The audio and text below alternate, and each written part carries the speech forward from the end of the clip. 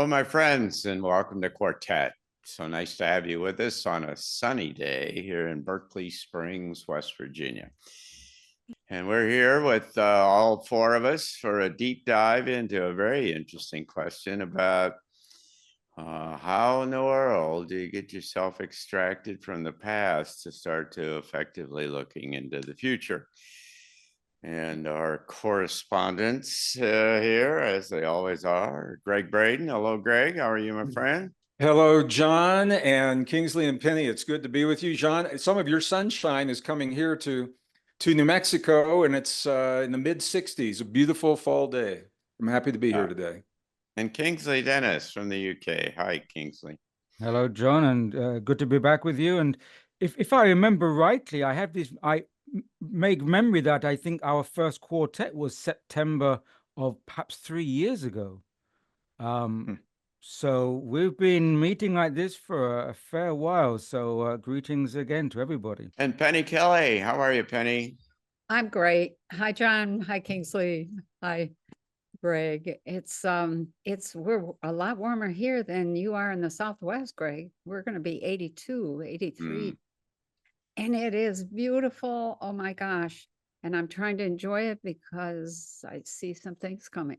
So let's go around the table and say, well, start with you, Penny. What have you been thinking about? Oh, a lot of things, too much to mention, but the things that keep coming to the top for me, I've said before, I've been following the Ukraine-Russia war daily.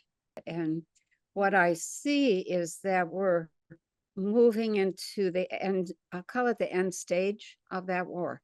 So that's one thing that I've been thinking about. The other thing is what I'll call war moves. We're all watching the War of the Titans, and that is the big oligarchs on one side versus the big oligarchs on the other side. And they're now past the point of fiddling with things, not completely with, or worrying about things like censorship and all that kind of stuff. They're after one another. And when Pavel Durov was arrested, it was like, oh, okay. What the Robes said way back when was they're going to take one another out.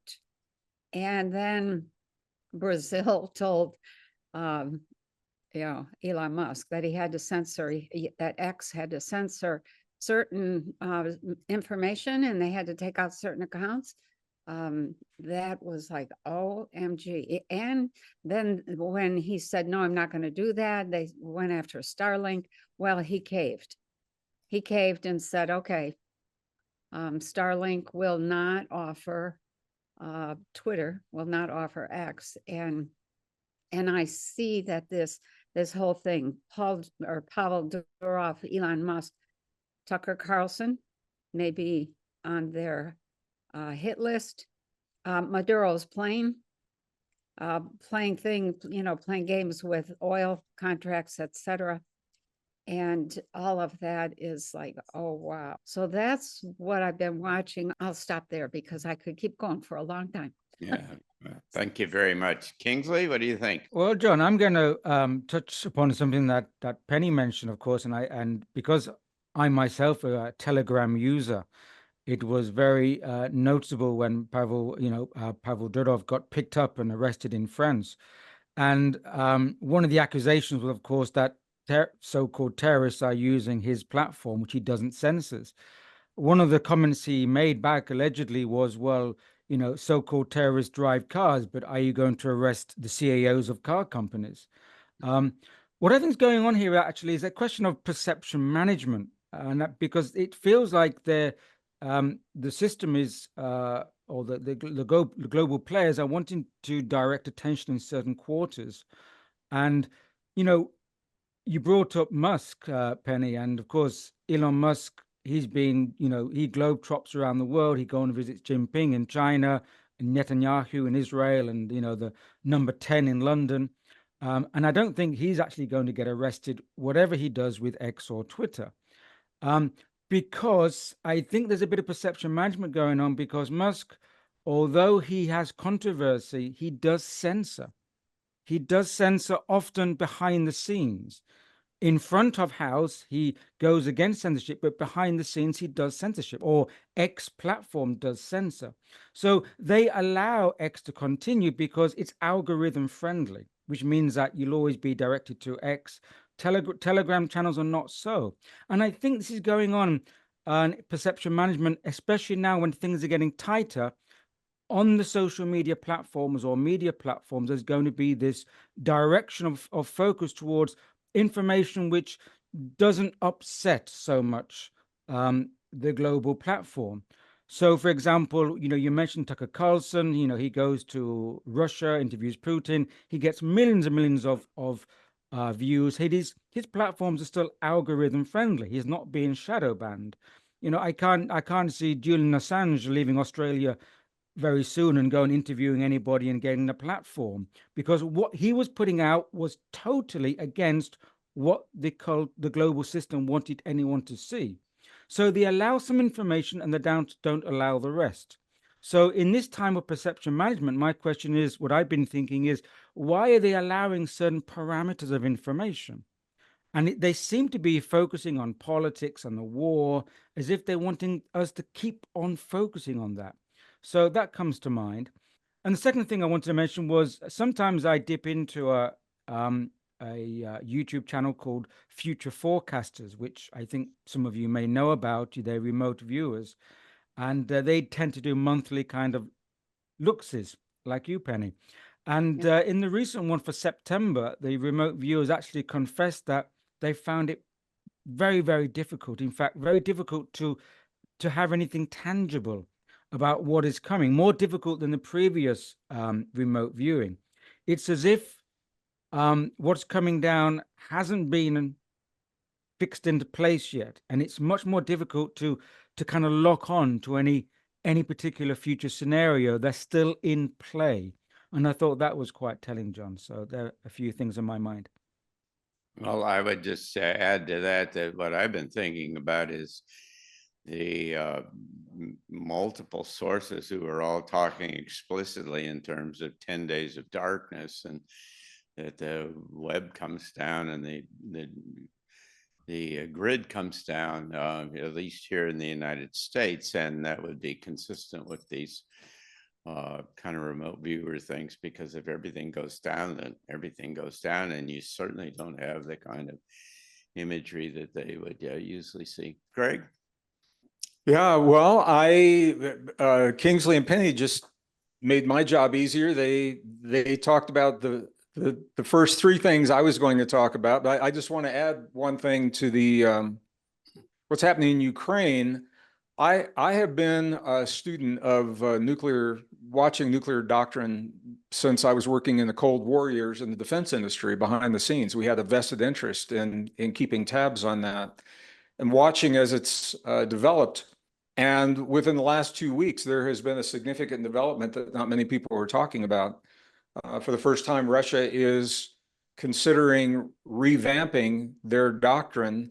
It was stated very clearly that they would only use nuclear weapons if they were attacked. They would never use a first strike capability. They're rethinking all of that now, and they are citing it's NATO's provocation of putting nukes on their borders that are doing this. And NATO, we're just watching this march toward war with very little desire to back away from using nuclear weapons. And so that Putin came out with that, and some of the U.S. Some of the U.S. advisors are taking it seriously. The media is downplaying all of this. So I think that's very interesting. It happened in the last 2 weeks since we were here last. A little closer to home, I am watching very closely what is happening. I was just in Colorado. I was in Denver with Bruce Lipton for an event, a 2-day event. And on the border of the city of Denver is the suburb of Aurora, Colorado, where the Venezuelan gangs have come up through the southern border, and they now have taken over multiple buildings in an apartment complex. And a lot of cities have gang problems. The reason this caught my attention is because the officials are denying that this is happening. The mayor and the governor have been. That may be changing, but they have been denying it on the one hand. The other hand, the video is multiple videos everywhere of these guys, armed gangs going through the apartments, kicking people out of their homes. These are low-income people to begin with. They don't have anywhere to go. And the reporter was actually going through the parking lot showing the bullet holes in the cars in the parking lots and in the windows and the windshields of the parking lots night after night after night. They're doing this to intimidate people, and the authorities are letting it happen. And now the same thing is happening beginning in Chicago. So I think it's something worth noting. We could talk a lot more about that. I wanted to look at some good news. And one of the things I found, John, I think this is fascinating, was that there is a trend, a growing trend toward community gardening happening in America. They did a survey in the 100 largest cities in America. By necessity, people are coming together. There's no government organization and no seemingly organized structure. It is spontaneous and organic. People are coming together. They're clearing out parking lots. They're clearing out abandoned buildings. They're taking them down to free up the space to build community gardens because they can't afford the food. They can't get the food in some places. And I think this is, I think it's very telling of how community responds to conditions that they feel they have no control over that threaten their livelihood, and taking it into their own hands. You would not see that happening if things were good. And I think it's very telling in terms of where we're headed. Now, I'll stop there as well. Well, that's a very nice segue, Greg, into our topic of today. And let me try to set it up here from my perspective by telling you a little bit of a story. When I was getting ready to decide what to do after high school, I wanted to be an engineer. And I wanted to be an engineer because I'd gotten involved in ham radio, amateur radio. And so I was all engaged in that. And so I was making decisions about where I wanted to go to college based upon the fact that I wanted to have an engineering degree.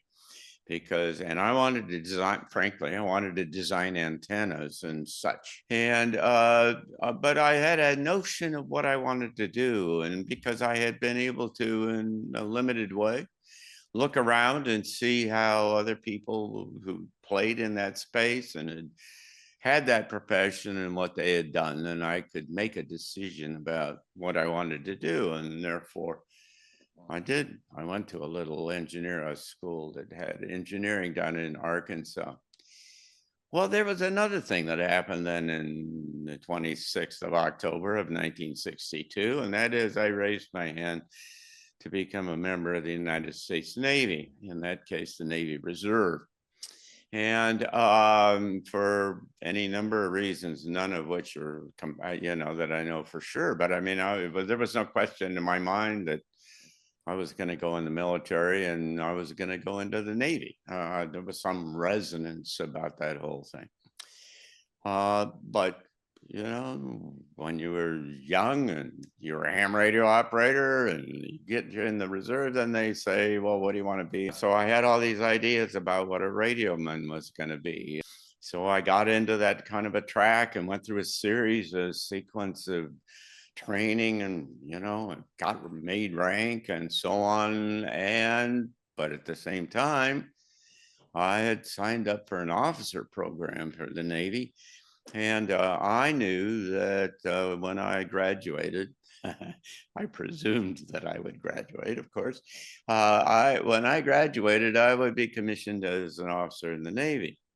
Well, they had run me through officer candidate school 2 summers, and I had a really good idea about what that was going to be. And let me tell you, those ideas were very much designed by the United States Navy. They had a really good idea about what they wanted me to be.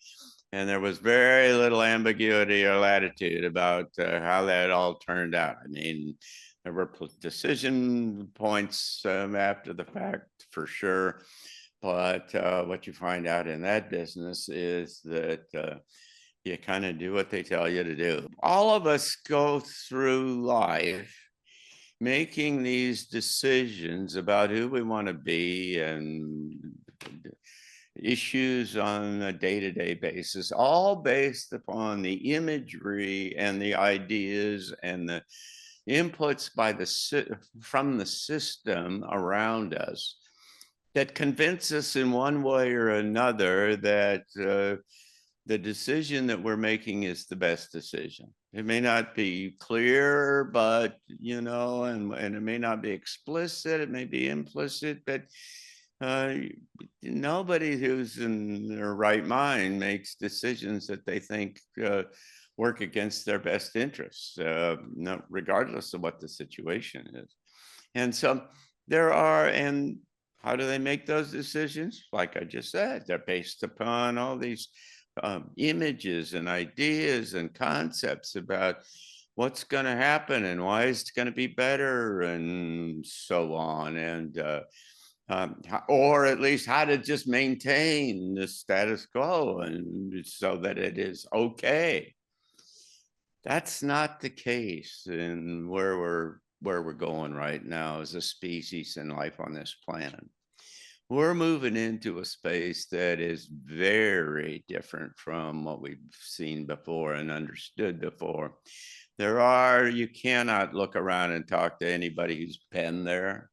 You can't look at any professions and extrapolate into your own situation and say this is the way it's going to be. And our question today is, in that face of all of that, how do you start to find approaches? How do you what kind of tools are there? What kind of perspectives and outlooks might there be that allow us to transition from a whole paradigm, a whole world, a whole experience, a whole lifetime of having some degree of certainty, justified or not, certainty nevertheless, about how things worked and who you were and what was right and what was wrong and what was true and what was real. And how do you move into a place where none of that works? The essence of the transition to this new human. How do you disconnect from all of this stuff that every experience that you've had in the past has told you that this is true and defined who you are? And so that's our question today. And so, Kingsley, what do you think? Well, thank you, John. And again, another kind of core question. Unlike yourself, I didn't really know what I wanted to do when I was younger. I think when I was 10 or something, I wanted to be an astronaut, like many young men. By 11 years old, I think I wanted to be a pig farmer. So I actually changed very quickly. I still don't know what I want to do, even now. And I think when I look at that context, I think I've been quite privileged in the sense that the circumstances that I grew up was I didn't grow up in any familiar environment that held any strong religious views, any strong political views, any kind of deep-seated particular ideological positionings, let's say. And now, much further down the line, I can look back and see that as being in my favor, because the question I think you're asking hinges on the central context of conditioning. And the conditioning is again how we frame our sense of reality or reality set. And I think John, one of the sub questions you had in your overall question was, are we self-hypnotized by the past? And my response would be, well, yes, and not just the past, but by the present. Because what we are dealing with is consensus reality, and it's something which we don't see unless something triggers an awareness of that it's there. And that's one of the advantages of the last few years, is that we've been triggered to be aware that we are part of a consensus reality narrative, or have been largely until now. And you know, and so we're starting to question it. But it's like the fish in the sea. There's a story of the little fish that swims to see the wise fish. And when he gets the wise fish, he says, I have a question for you, wise fish. And the wise fish asks, what's your question, little man? And the fish says, what's this thing called water? You know, because when you're immersed in it, it's very difficult to actually perceive it. And I think I want to go back to a word, a phrase that I used in our opening chat, perception management. And I think that's core to the question of how to detach ourselves from kind of fixed ideas and conditioned way of thinking. And so in the last few years, I think many of us have had dialogues with our friends, and we're saying, well, don't you see that the government is doing that? And the you know, the common response is, our government wouldn't do anything to hurt us. You know, our government wouldn't tell us lies. Our educational system wouldn't give us a fake education, a fake history. You know, and it's difficult to respond to because it's a complex question. You have to, like an onion, you have to take the layers apart and say, well, look at how complex this systemic kind of structure is. So we're in a consensus set ideas. And so the first thing I would say to anybody is that we have to peel away that conditioning. And generally, it's a hard thing to do, and it takes a long time because you're dealing with belief sets. You're dealing with a sense of reality. However, one of the advantages of these impact shocks of the last few years is that it's making things more visible to us. And that's why I think I've been saying that in the last few years, one of the things we're experiencing individually and collectively is a consensus reality meltdown. We're realizing we're no longer sharing the same reality. And that's starting all this kind of confusion. I think many people will understand that we've been changing our friendships, our social relationships, our bonds in the last few years, because many people are no longer on the same page because our ideas are slipping away. And there's, you know, and in the beginning, that's quite fearful because there's this idea of mass solidarity. We want to feel that we have a kind of belongingness, and the ideas that keep people there very tightly. So to break away from that, but actually, you know, we've had these impact triggers over many decades. I think I mentioned before, we had the Kennedy assassination, you know, we had the false flags during the Vietnam and wars, and we've had many false flags. The big one, 9/11, woke a lot of people up. It's the triggers of awareness that help us to see the cracks in the consensus reality narrative. And when you see the cracks, you divert your attention. And that diversion of attention is paramount into a kind of attracting or aligning, creating a resonance with new ideas. But I would give a caveat here. I think also when people are shifting in their idea set, it's there's a danger that, you know, we can latch onto a new set of ideas, and then we start to like bang that like a hammer.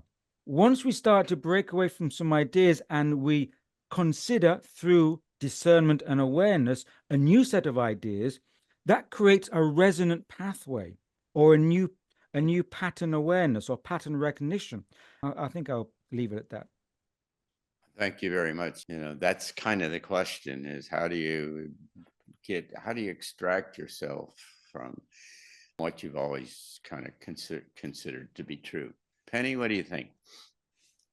Well, I think if the question is how can we extract from the past, then, you know, I have a set of steps that I run my students through, and so I would share some of those, but it has to start with a need or the interest or the willingness to look for, to find, or to, you know, to develop a vision, a new vision, either of yourself or of the world around you. If you don't have a vision and you experience all these shocks that we're going through this last few years, you're going to suffer. You end up having to be willing. You get a vision, you know, or you just say, this isn't working. That's enough to start the process. And so the first step is you choose an issue or some sort of level of discomfort, and you say, okay, why do I always react like that? Why do I always feel like that? And then you have to go and dig around behind that to ask, what was the decision behind that? So then you go to the root of that decision. And then you ask yourself, is that still valid? And if it is, okay. If it's not, then you have to update. And then you have to grieve. And then you integrate that decision. So let me say a little bit more about that process. When you are, say, 2 or 3 and your dad comes home from work and you are running out to the car and he's had a really bad day, and you just want to give him a hug, and you just, you're so glad he's home, and he yells at you or, ignores you and walks right by, you make a decision about yourself. And those decisions are usually not very good. I'm not lovable, or he doesn't care, or, I don't understand the world. You understand yourself, but we're trained away from understanding and honoring ourselves. And so those are the kinds of decisions that are at the root of the next time you think about running out to greet your daddy, you don't do it. And you feel bad. It triggers the whole process of feeling bad, feeling rejected, feeling confused, etc. And so you have to go back to that root experience and ask yourself, is that decision about myself or about the world still valid? Get back to the root of the decision. Is it still valid? Update, grieve, integrate. So, so let's just say, okay, I don't like the world that's happening. I want a different world. I want a new world. What do you want? What do you want specifically? Where's the new ideas? Who's creating those? What does it look like? How's it going to work? What about this? What about that? And in the process of growing yourself up, which is really what we're doing here, but what if, now this goes to your last question about, are we hypnotized? So what is hypnosis in its essence? I'm a trained hypnotist, okay? So hypnosis is anything that catches and holds your attention. And if you can't break that hypnosis at will, why? It's because you haven't given yourself permission to be more fluid. If you can't, let's say you're in a really religious framework, what's the risk of getting outside that framework? The risk is that I'm going to go to hell. Yeah, I'm going to be condemned, or more immediately, I'm going to lose my congregation. They're not going to like the way I am or what I have to say or what I have to do, etc. And so, it's really a situation where you have to give yourself permission, and you have to strengthen yourself enough to try new ideas, even if it's silently inside, and break that hypnosis. Who's in charge of your attention? And here's the rule. Nobody can do your perception for you. Nobody. So I'll stop there. Greg, what do you think? Well, it's interesting. The 3 of us are saying something very similar. We're coming at it from very different ways. How do we extract ourselves from the mindset constraints of our past? When I read that, I read programs. Those are the programs of our past. And that ties into the last question. Are we hypnotized, self-hypnotized? Those programs are creating that state of hypnosis that Penny describes so beautifully. I think the most important thing for all of us, there's no shortage of new ideas. There's a million new ideas out there. And it's just like Kingsley said, they could be all around us, but if we are hypnotized and programmed not to see them, we won't. And when we open ourselves, all of a sudden, it's like the algorithms on YouTube. If you do a query on JFK assassination, which I did recently, all of a sudden, my inbox was filled on YouTube with all the different perspectives that have always been out there. but the algorithm is bringing it to me. So when we open ourselves to new information, it's our consciousness algorithm will bring that information, and we'll see it everywhere. But for me, it comes down to something really personal. And then the bottom line is, the better we know ourselves, the less we fear change in the world. And the better we know ourselves, the less we fear our own power. And this is important because we're conditioned to hinge our sense of well-being on the world around us, on on governments and stock markets and education systems and availability of goods and services, all those things. If that's all good, we feel good.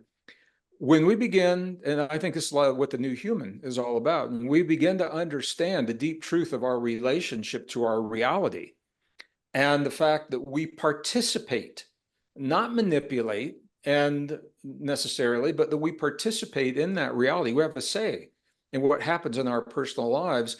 Then we fear less the changes that we begin to see. But it has to come from a place of wanting to make that change. We have to see, I'm with live audiences all the time. And what I've discovered from my audiences is people are pretty much willing to change their belief systems if they see a need to do so, because it takes a lot of effort and energy to change a belief system. And they're not going to do that if they don't see a benefit and if they don't see a reason to do that. So when people do see a need to change, then there's a desire that opens the door and says, okay, maybe my programming has failed me, or maybe it worked in the past in the world that we knew. We've outgrown the programming that got us to where we are. And we're in the process of building these new programs. Just on a personal example, I mean, for me, this happened in the realm of science first, before I saw it in society. As a geologist back in the 1980s, exploring the Giza Plateau in Egypt. The history books to this day will tell our young people that the pyramids and the Sphinx were built around 2500 BC. The problem with that, as a geologist, is when we look at the erosion on the Sphinx, what we see is it was made by vast amounts of fast-moving water over long periods of time. There's been no water in Egypt since the melting of the ice 10,500 years ago. That was Robert Schoch was the first geologist from Boston University that published that. The geologist said, no problem. This is absolutely right. This is obviously fluvial erosion. The historians to this day deny it because it messes everything up, and they are discounting the evidence. So once I saw that in the scientific world, I said, well, if it happens there, where else can it happen? And we're seeing it happen everywhere. We're seeing flat out denial. We had a conversation, earlier in this program, what's happening in Aurora, Colorado. We're seeing it happen in video, and it's being denied by the authorities when you're looking right at it. So when people begin seeing things like that, John, they lose trust in multiple systems. And we're seeing this in government, we're seeing it in medicine, we're certainly seeing it in the climate narrative. And when all of that goes away, they see a need for a new belief system. When we see the need to make that change, what we're saying is we need a new program. We are deprogramming from the belief system that we have been indoctrinated into. And it is very similar to deprogramming from a cult. And there's a very well-known author, Stephen Hassan, back in the 1970s, wrote some of the first books about how to emotionally and psychologically unplug from the belief system of a cult. And there are three primary steps here that we are all being exposed to. And so when we see the need to unplug or to change our belief system, we can discern that we are victims of this, that we are a consequence of these. And the first one that Hassan identifies is we've all been told that the doctrine that's out there is reality. We've been told that whatever being told, that is the truth, the capital V, that is the truth. Everything else is a conspiracy theory. And man, we're seeing this all over the place. We have to ask ourselves, as Penny said, is this true? And one of the ways we do this, this is the overlap with the new human, is we go within, and we all have access to what is called heart intelligence, asking the neural network in the heart to communicate with the field that connects all things. And there are teachings and trainings and courses that help us to do that. Deep intuition to know if we're being lied to. And we've all got really good lie detectors, BS detectors. We're conditioned not to trust them. So that's the first indoctrination, is that whatever is incoming is the reality. The second one is really insidious. It is manipulation through fear and guilt. Climate change is a good example of this. We'll be shown horrible images of fires destroying people's homes, their livelihoods, killing people, which is all true. And then in that vulnerable emotional state, the narrative coming from our mainstream news networks will flip and say, this is your fault because you're using fossil fuels. And that guilt is what drives many people to make choices and changes in their lives that may not be good for them, but they're guilted into doing that. That's a form of indoctrination. And the third that we're also seeing is being presented with the idea that there's no way out except for what I'm saying to you. Perfect example. We had on live TV, our government officials, I'm just going to go with climate change again, telling us in congressional testimony under oath, we've got 10 years on this planet. And if we don't stop burning fossil fuels, it's all over. We had a former president say to us, it's decided science, end of conversation, that there was nothing left to talk about. There was no way out other than to follow his policies. And these are all forms of indoctrination. It's hard to see them until we see a need to change the way we think about the world. Once we acknowledge that the system has failed us, that opens the door to new possibilities. But it's scary to do that until we go back to what I began with. The better we know ourselves, the less we fear our own power, the less we fear letting go of those old ideas and just checking it out. See what else is out there. What other ideas are out there? Are they true? Are they not? Do they work? Do they not work? Are they healthy, or do they affirm life, or do they deny life? Those are the kinds of questions. So it's a big conversation, multiple facets, but that's my perspective. It begins the way we think of ourselves, and honestly acknowledging the world that has come to our doorstep, perceiving the need, as Kingsley was talking about, it's about perception, the need to change the way we have thought in the past, and then being willing to embrace incoming from many disparate sources of information. You and I have had that conversation a lot. Doesn't mean we believe all of it, but we're willing to look at, to entertain ideas that we never would have thought of in the past. So I'll stop there, but that was the way I interpreted those two questions. Thank you, Greg. Permeability, I talk about this ability to kind of have an open aperture for, and a willingness to consider all kinds of things. I'm influenced in this kind of dialogue or this conversation by a book that I've been reading, which is one of Barbara Marciniak's books called The Family of Light.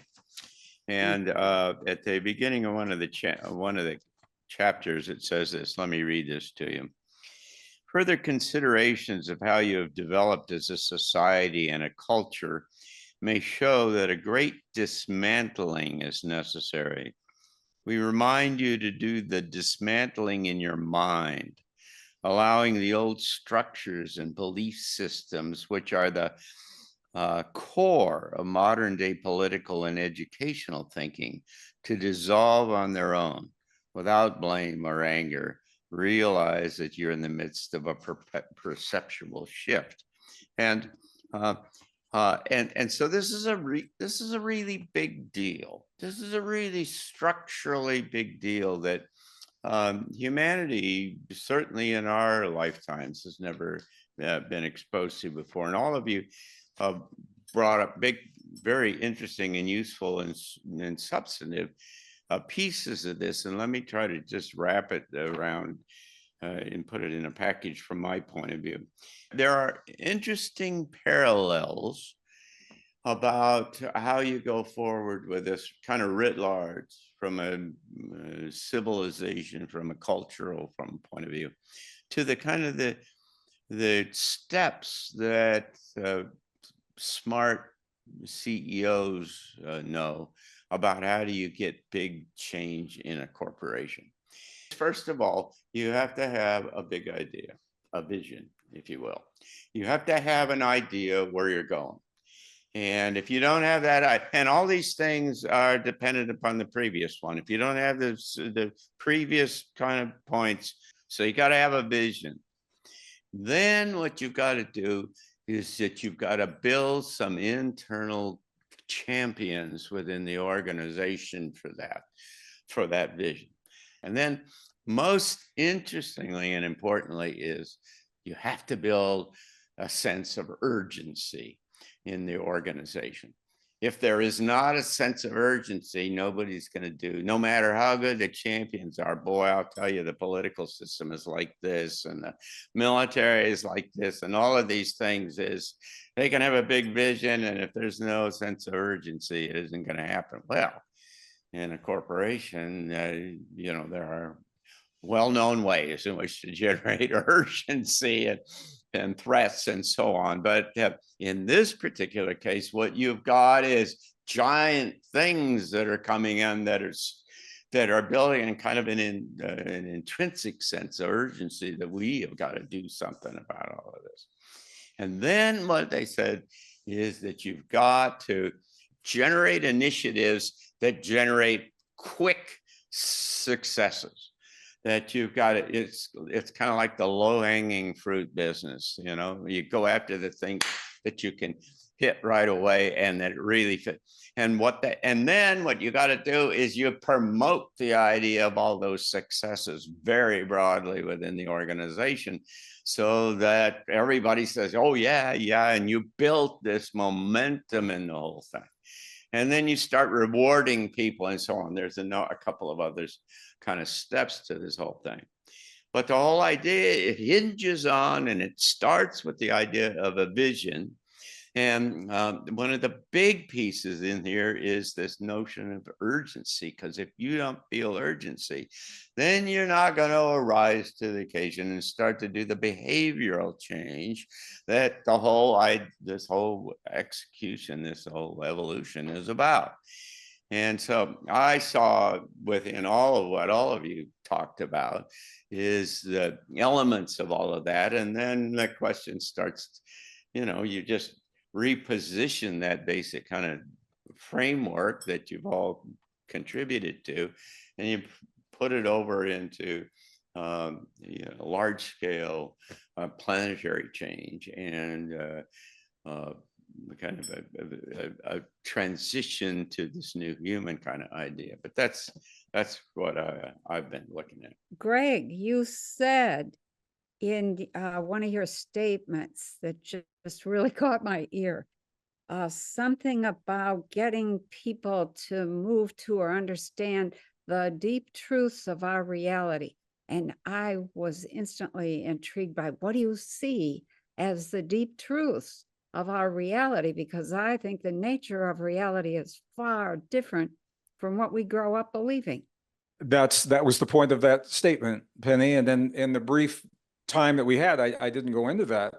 But when I was born and raised in the 1950s and 60s in Missouri, we were taught that we were separate from the world around us, and that you deal with what you're given, and you have very little power or influence over the world around you or the world within you, that you had very little influence over what was happening in your body. That is not supported by the evidence.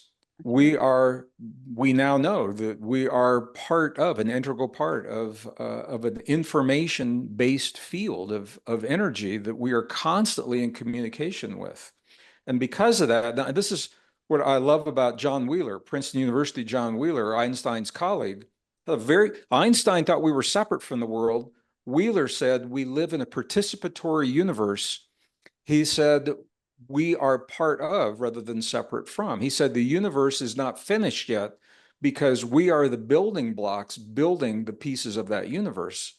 What a vast contrast of perceptions of reality from two men that had the same formulas, mathematic formulas. They went to the same conferences. They went to the same university. They had very different ideas.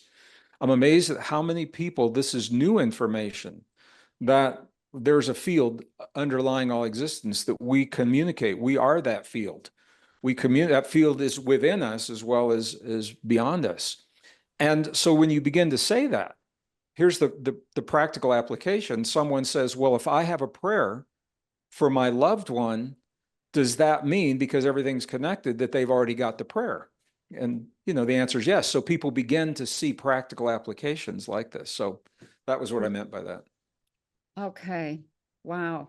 Yeah, I like that. I mean, that whole thing just brings me back to Alan Watts and his statement, in the same way that the ocean waves, the earth peoples, the universe peoples. And so I think we emerge from that field and then kind of sink back into it, and then emerge again where needed, and then sink back in. And the bottom line in all of that, if we're going to extract ourselves from the mindset or constraints of our past, do you think it would help if we said, well, we created this is all part of us, so therefore let's create something new? I do, Penny, and I think this is, again, I am a student of listening, and I'm a good listener, and I'm learning to become a better listener. What I hear from my community all over the world, not just America, is that if people can entertain the idea that we have outgrown what we learned, rather than looking at what we learned as bad or wrong, or that we somehow were screwed through our whole lives, they're much more open, and it's much safer to entertain a new idea. You say, oh, yeah, well, that makes sense. We outgrew those ideas because the world is changing. So that's where that languaging, I think, is important. That's really great. And this whole principle of this being internal rather than separate. And there's a series of those kinds of things about how you reposition and redefine yourself. Kingsley, you get the last word. Thanks, John. There's a well-known phrase that I'm sure we're familiar with. It says that ideas are not what people have, but it's what ideas have the people. And I think that's what needs to be flipped around. And I think I'd like to finish off by tying this subject into the last topic of Quartet about human sovereignty. Because if they say that ideas have us, it means that we're powerless under the power of the ideas. But we need to flip that around so we have the power to choose our ideas and to choose how we go with the idea into our vision, which means that, going back to, I think we've mentioned it in our talk now, ultimately, it has to be our choice and responsibility to own authentically the idea and trust that through our own instinct, because they're going to throw the external ideas at us. And as we know, we've talked about it in our last session, obedience to authority, they want us to give our authority externally.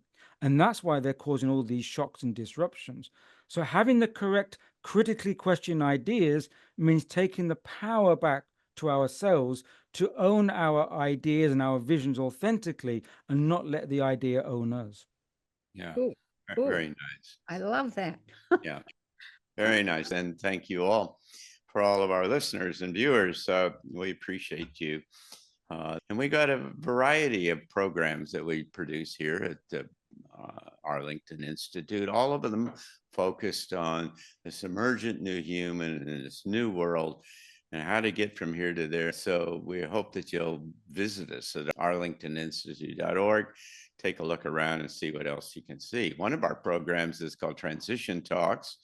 Every month we bring a speaker like Penny and Gregg and many others to talk very specifically about what animates or what's of this emerging new world, new ideas, where it's going, how we can get from here to there, and so on. So thank you, Gregg. Thanks, Kingsley. Thank you, Penny. See you soon. Thank you all. Thank you, everyone. Love you. Stay sane, stay well.